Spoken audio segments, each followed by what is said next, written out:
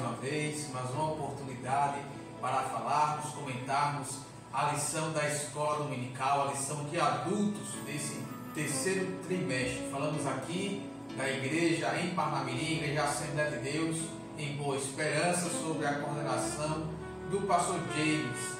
Estamos aqui falando com a minha pessoa, o irmão Reis, também aqui ao meu lado, o irmão Salomão, e nós iremos comentar hoje a última lição desse trimestre. Mas antes queremos também lhe convidar a se inscrever no canal, a dar o like, a compartilhar esse vídeo para que mais pessoas tenham acesso a esse conteúdo e possa assim ser edificado na palavra de Deus. Nesse trimestre nós vimos aí lições maravilhosas, né? Falando sobre os ataques contra a igreja de Cristo. Esse é o tema central da lição, né? As sutilezas de Satanás nesses dias que antecedem a volta de Jesus. Foi o tema central desses 3 meses, o qual nós estudamos na escola dominical. Vimos então na primeira lição as sutilezas de Satanás contra a igreja de Cristo.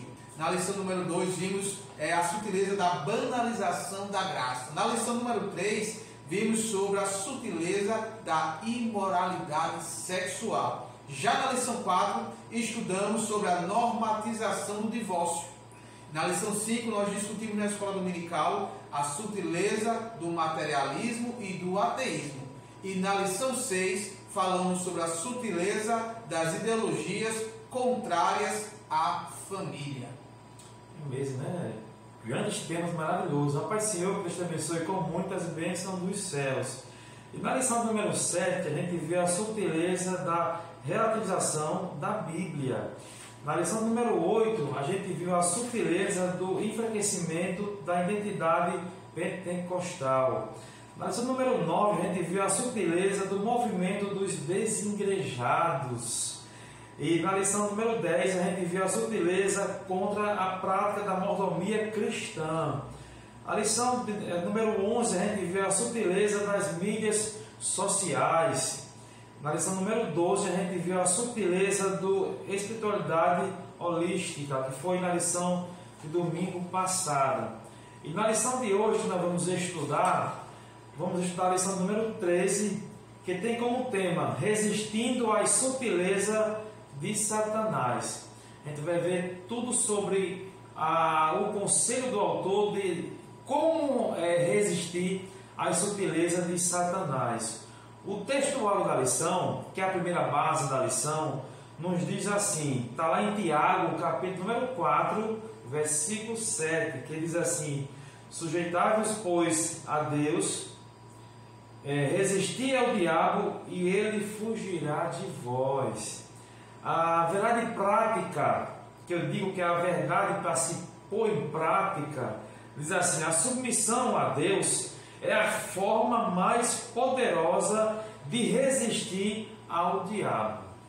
A segunda base da lição você vai encontrar na leitura bíblica em classe, que eu peço que você leia com os seus alunos. É importantíssima essa leitura, que vai dar base ao estudo que nós vamos estudar. Está lá em Tiago, capítulo número 4, do versículo 4 ao versículo número 10, certo? É importante você ler, porque vai sustentar o estudo que nós vamos estudar. Vamos ver.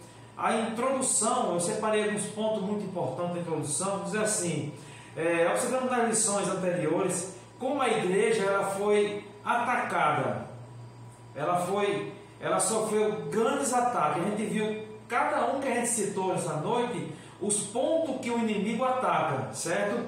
Por meio de várias sutilezas, o diabo tem procurado de todas as formas desviar a igreja do seu propósito e missão para a qual foi formada. Então, ao longo da Bíblia, a gente viu quando Deus fala a sua poderosa palavra, a Bíblia, o inimigo se levantou de várias formas para tentar atrapalhar a igreja.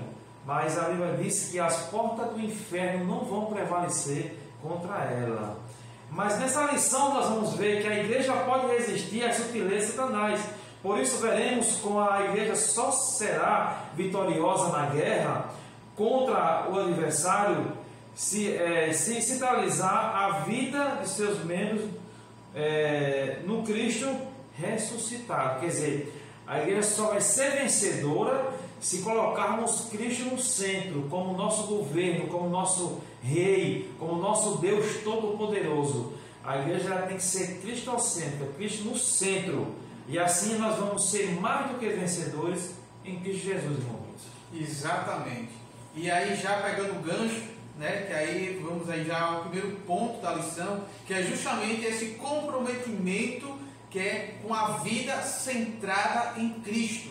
É isso que é a base para que a igreja ela venha resistir ao diabo, ela venha não cair em suas ciladas, em suas armadilhas, em suas sutilezas, que a todo momento, como foi falado aqui, várias formas, várias maneiras para destruir a igreja. E infelizmente alguns círculos ditos cristãos, né, tem um evangelho aí que está se diluindo, está se misturando, porque o culto, porque a igreja não está centrada em Cristo. Então o primeiro ponto vai falar sobre o comprometimento com uma vida centrada em Cristo.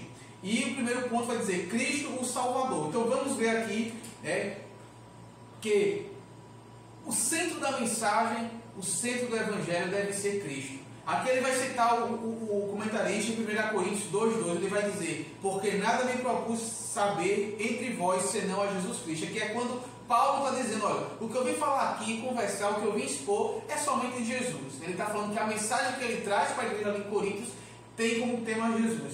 E vemos também aqui Pedro falando em Atos capítulo 4, versículo 12.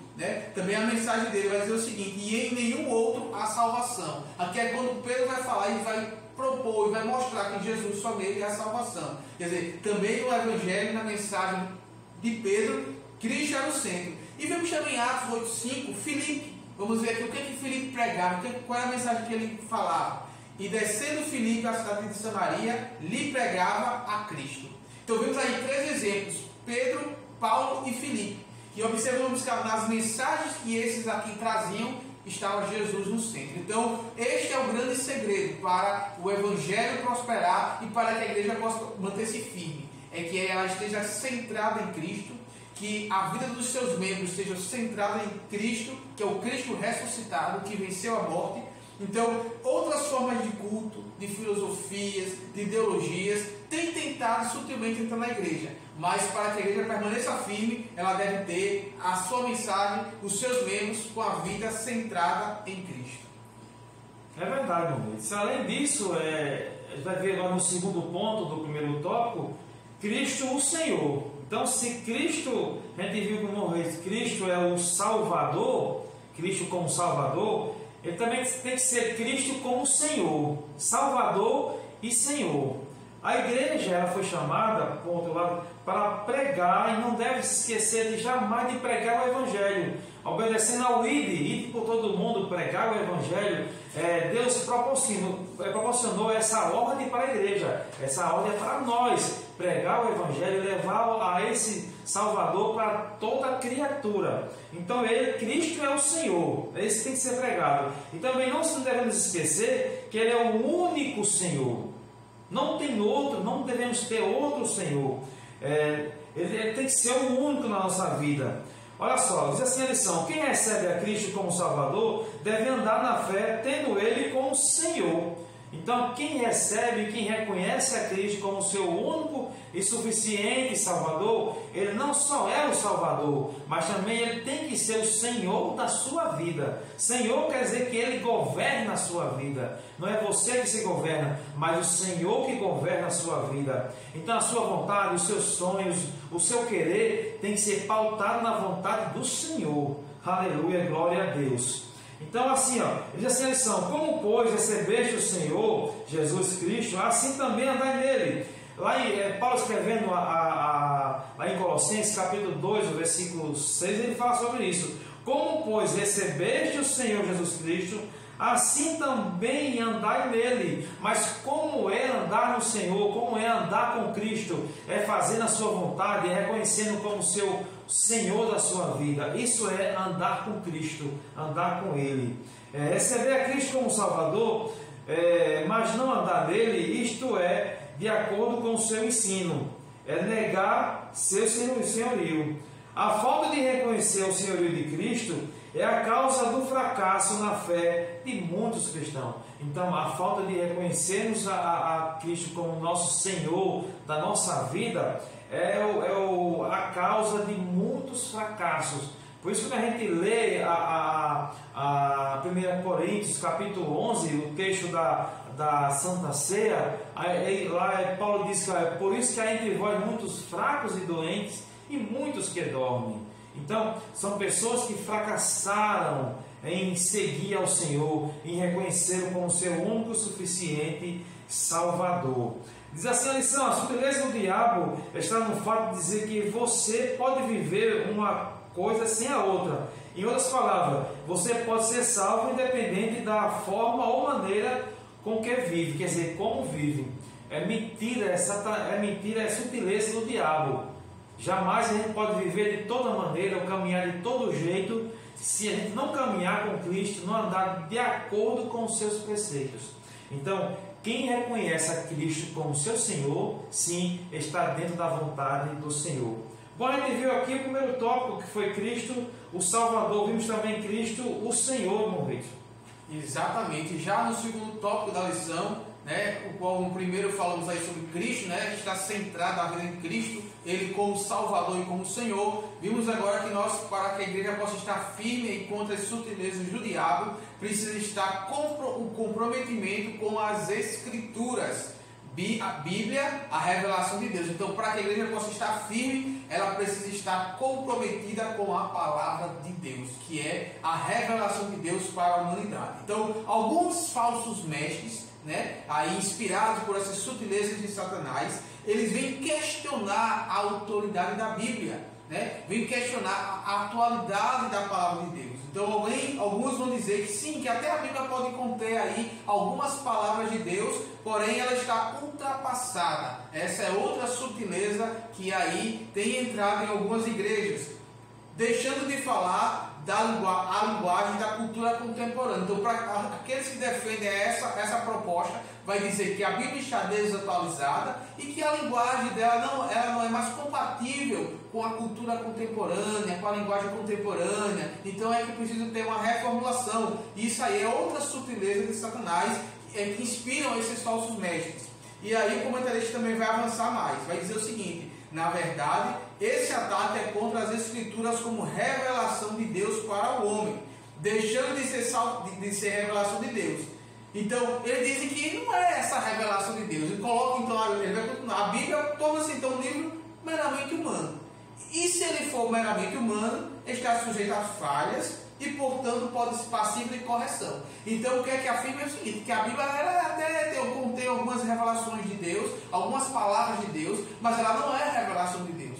Então, ela é um livro humano, e aí, por ser humano, ele tem falhas, e se tem falhas, ela pode ter aí, está sujeita a algumas correções. Então, ela vai colocar em xeque a infalibilidade da Bíblia, Aqui ela contém erros. Aí é um ataque de Satanás, uma das sutilezas contra a palavra de Deus. Não é a Bíblia que tem que se ajustar a nós, mas nós nos moldarmos pelas Escrituras. Então é isso que nós temos que nos basear, que não é eu que tenho que mudar a Bíblia, que tenho que atualizar a Bíblia. Não, a Bíblia nós temos como revelação de Deus. Ela é atemporal, ela atinge a todos os homens, mulheres, todas as épocas, ela é atual, e nós que temos que nos moldar aos ensinamentos de Deus, aos ensinamentos de Jesus, aqui também, o seu Filho. Então, essa é uma outra sutileza que vai colocar em xeque a autoridade da Bíblia, colocando ela como falha e como passível de erro. Amém. O segundo ponto do segundo tópico tem como tema a Bíblia, regra de fé e conduta. Quando a gente vê esse nome conduta, a gente já nos imagina como está hoje a conduta tão atacada. Cada um cria sua própria conduta, pautada nos seus preceitos humanos ou humanistas mesmo, e fugindo da conduta que Deus estabeleceu para os que o amam. Então, ele diz aqui no segundo ponto do segundo tópico, a Bíblia, regra de fé e conduta. Ela diz assim: quando a Bíblia deixa de ser a revelação de Deus para nós, então ela também deixa de ser a nossa regra de conduta e fé. Se ela deixou de ser a revelação de Deus, então não existe mais conduta, não existe mais regra de fé, acabou tudo. Não tem um parâmetro de verdade para que possamos guiar ou nos espelhar. Aí cada um tem a sua ideia, cada um tem a sua conduta, cada um vai puxar para o que der na telha, na sua vontade. Então aí entra o que? Relativismo, tomando conta. É outra sutileza do diabo. Entendeu? Então eles aqui na lição, uma igreja genuinamente evangélica precisa se conscientizar de que as Escrituras são a fonte dos valores éticos, morais e espirituais que devem nortear a vida do cristão. Quer dizer, a Escritura é a fonte dos valores éticos e morais, é a fonte, não existe outra fonte a não ser a Bíblia Sagrada, é a palavra de Deus para nós, é a sua vontade, é os seus preceitos, ela deve nortear, andar, o que está pautado na sua palavra, a palavra de Deus. Então não temos outra regra de fé a não ser a Bíblia Sagrada. Se não fosse a mediação da Escritura, o cristão se encontraria desnorteado na sua caminhada. A gente estaria sem um norte, a gente estaria perdidos. Como diz o popular, um cego e um tiroteio, não saber para onde ir, a quem recorrer ou a quem buscar. Então, jamais deve perder esse foco, que a Bíblia é a regra de fé e conduta, não deve fugir disso aí, certo? Por meio da Bíblia, a Bíblia nos mostra muito bem sobre isso.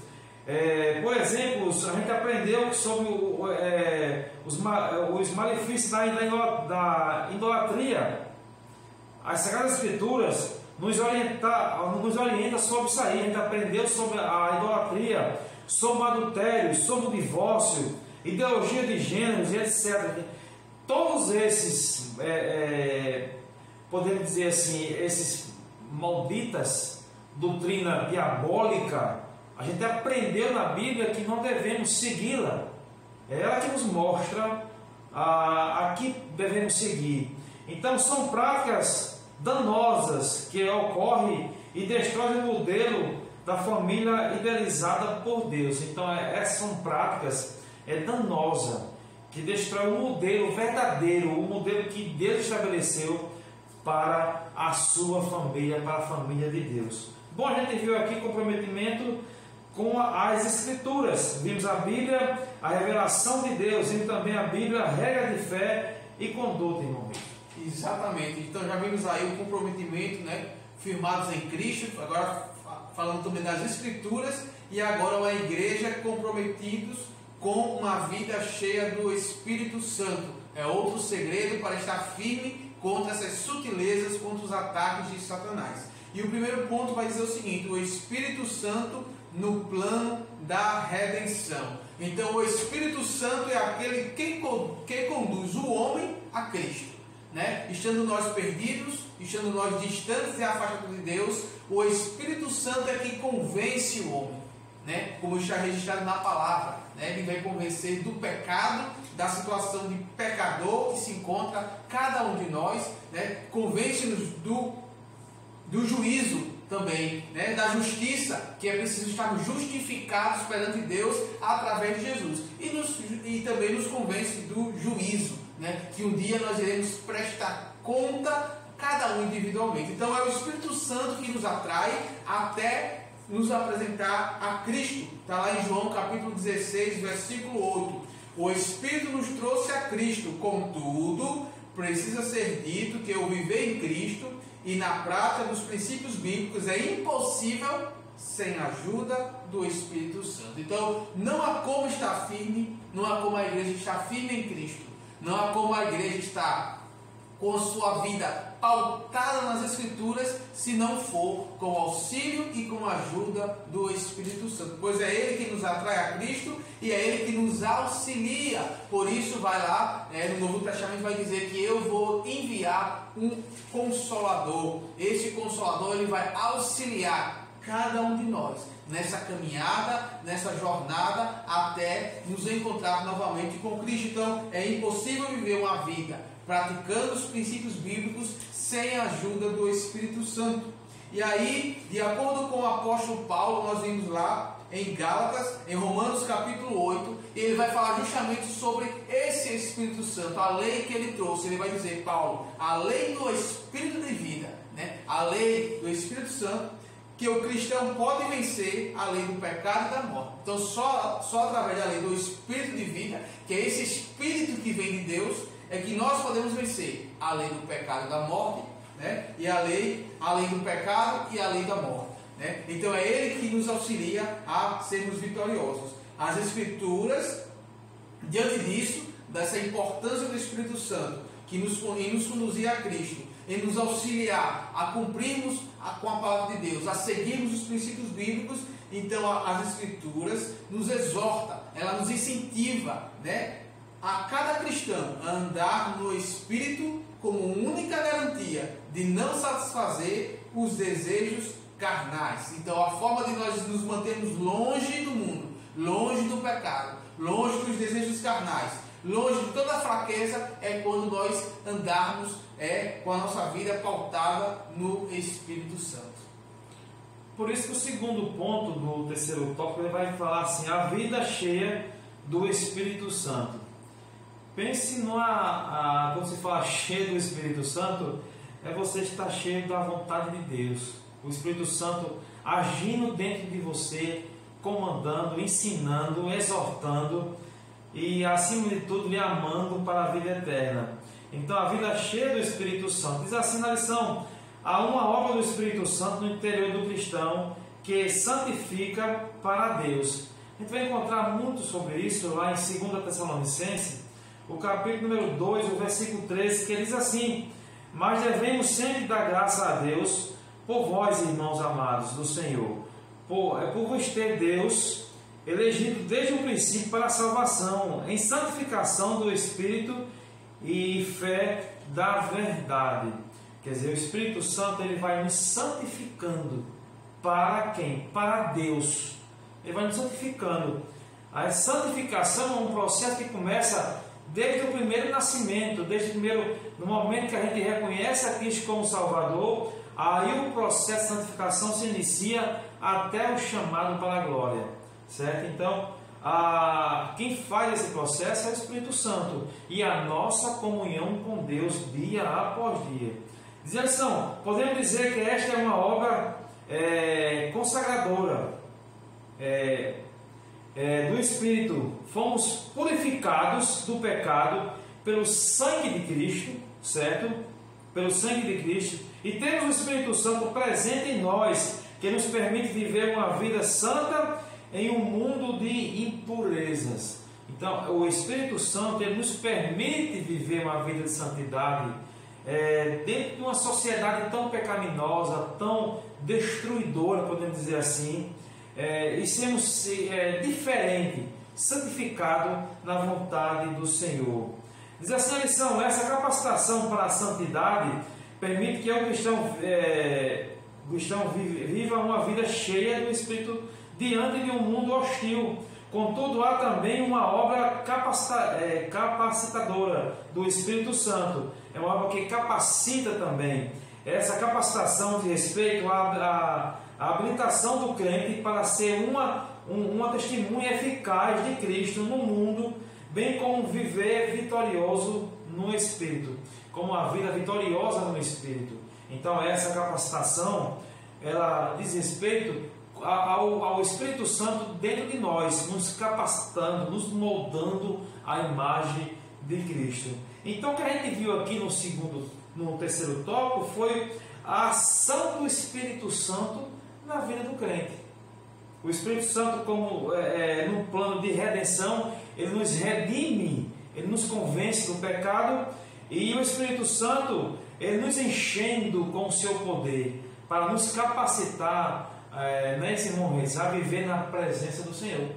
Exatamente. Então o Espírito Santo é esse consolador, é esse que nos guia, que nos orienta para vivermos uma vida santa na presença do Senhor. E agora chegando no último ponto da lição, no último tópico, o quarto, comprometimento com a igreja local. Vimos aí o comprometimento com Jesus, com as Escrituras, uma vida cheia do Espírito, e agora chegamos aí no fim da lição, comprometimento com a igreja local. E a primeira parte vai dizer o seguinte: a igreja como corpo de Cristo.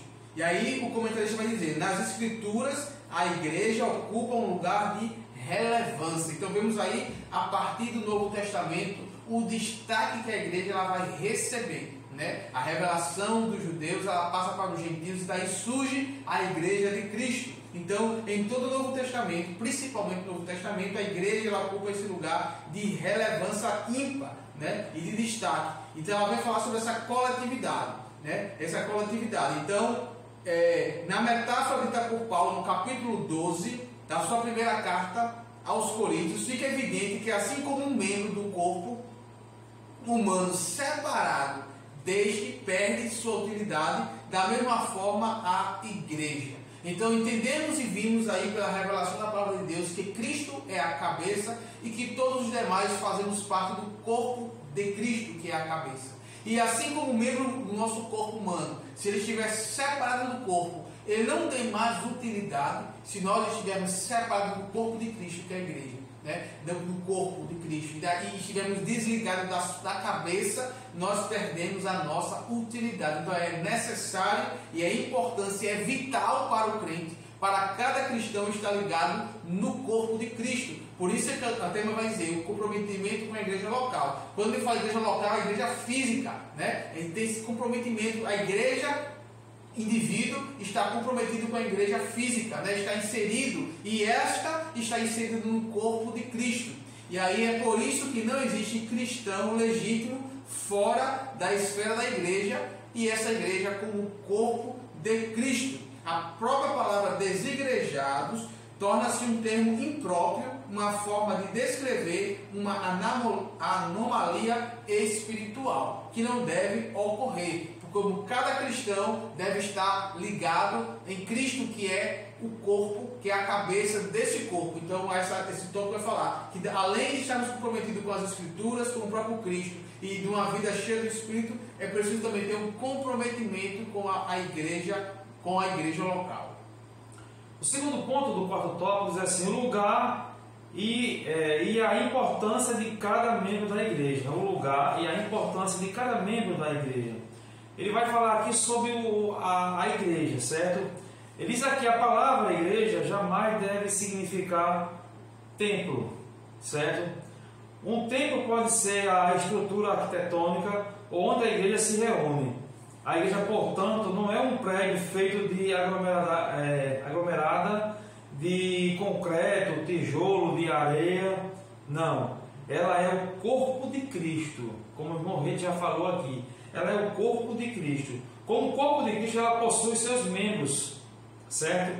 Ela também não é um ajuntamento de pessoas em que ninguém sabe precisamente qual é a sua função no corpo. Não, de maneira nenhuma. Está ali, está todo mundo, ninguém sabe qual é a sua função.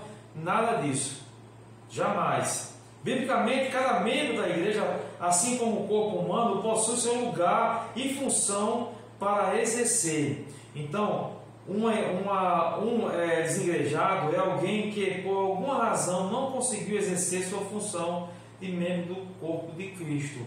Esse é o desigrejado, certo? Então, o lugar e a importância de cada membro da igreja. Nós sabemos o nosso lugar. O corpo, a igreja é o corpo de Cristo. Mas esse corpo é um corpo santificado, é um corpo pronto para quando Cristo chamar na glória, quando Ele vier buscar a sua igreja, ela vai escutar o seu nome sendo chamado. Quando a arca ela foi feita, Deus mandou fazer a arca, certo? Noé fez a arca, fez uma única porta, está ali a igreja, a única porta é Cristo Jesus, a arca vai partir. A porta é Cristo. Eu que tenho que entrar por Cristo nessa arca. A arca simboliza aqui, é um ato simbólico mostra a igreja santa, remida, o corpo de Cristo. Então, se a gente não tiver incluso nesse corpo de Cristo, na noiva de Cristo, jamais a gente vai escutar o nosso nome sendo chamado quando Cristo vier arrebatar a sua igreja. Então, meu amigo, minha amiga, escuta a mensagem do Senhor que fala ao seu coração neste momento. Você tem que participar desse corpo de Cristo, porque o seu nome vai ser chamado quando Deus vier buscar a sua igreja. Amém. Bom, aqui é concluir o nosso quarto tópico, irmão Redson. A gente viu a igreja como um corpo de Cristo, vimos também o lugar e a importância de cada membro da igreja. Exatamente. Então aí concluímos aí mais um trimestre, né, fechando a lição com a lição de número 13. Então, todo esse trimestre, juntamente com a lição de hoje, vimos então esses sutilezas, os ataques sutis de Satanás contra a igreja. E é preciso estar comprometido com o próprio Cristo, estar comprometido com a sua palavra, as Escrituras, comprometido com a vida cheia do Espírito Santo e comprometido com a igreja local. É esse aí o grande fechamento desta lição de hoje, e que a igreja possa estar preparada, que nós possamos estar preparados como igreja, porque vimos aí na introdução, logo lá no início, que são vários ataques, várias sutilezas, várias armadilhas lançadas por Satanás, pelos falsos profetas, falsos mestres, falsos ensinamentos, para tentar destruir a igreja, atacar a igreja, mas a igreja ela não irá ser destruída se ela estiver firmada na rocha que é Jesus. Então, este é o trimestre. Agradecemos aí por ter nos acompanhado até este momento. Esperamos contar também com você no trimestre que está chegando, o próximo trimestre. Que Deus abençoe a todos, né? Não se esqueça de se inscrever no canal, de compartilhar esse vídeo, para que mais pessoas aí possam ter acesso a este conteúdo, que com certeza serão edificados pela palavra de Deus.